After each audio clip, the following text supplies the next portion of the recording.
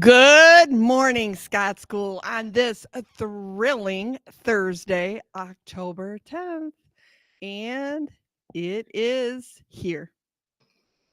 Fall is for sure here. I know I talk about it a lot, but the air is chilly this morning. I saw lots of jackets today, which is wonderful. Thank you for listening and following that guideline about making sure you're dressing in layers by the end of the day. Excuse me, by the end of the day, it usually warms up enough that you probably don't need a sweatshirt or a jacket or something like that. So it's nice to have a couple of layers on. I'm expecting in the coming days and weeks, it'll likely get colder and colder. But in Michigan, we always have surprises when the weather starts to turn back and it gets a little warm too. So just be mindful of what the weather's like.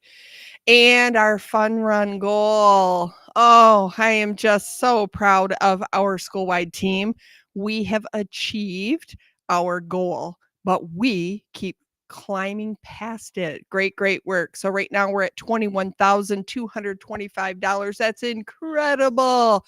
It's a lot of funds for field trips and transportation. And I tell you what, those experiences are out of this world. So there's still time to help your class earn an extra silly string recess. Plus, you can still earn other prizes. So be sure to register and share. You can get a sucker if you do that. $50 for a special sticker. If you bring in $250, you would earn a free class from Master Floca. And the highest earner gets a VIP parking space until winter break and a t-shirt. And if you get dropped off from or dropped off at school or picked up from school, you probably hear your grown up talk about how parking around here is really scarce. So that VIP parking spot is pretty special for the grown-ups that travel to and from school. And our wow, this is incredible too. Over half of our classes have met the class wide goal. That's incredible. So over half have done that.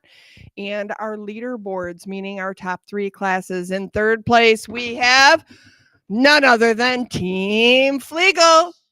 And in 2nd place, we have the amazing Team Poos Farouche. And in 1st place, brace yourself, hold your breath, friends. We have Team Larson. Great, great work, friends. And it's incredible when I see this list. It continues to change because it tells me I look at how close some other classes are. Keep up the good work. The fun run is coming up. It's a week from Friday, and oh, we are so excited. It's just such a fun time to be able to experience the great outdoors in Michigan and get some exercise in and hang with our friends and have some cool music. It's just all things good. So we're excited about that coming up. And have you been fab with vocab? Our word of the week is inclusion. Inclusion is a great word to talk about.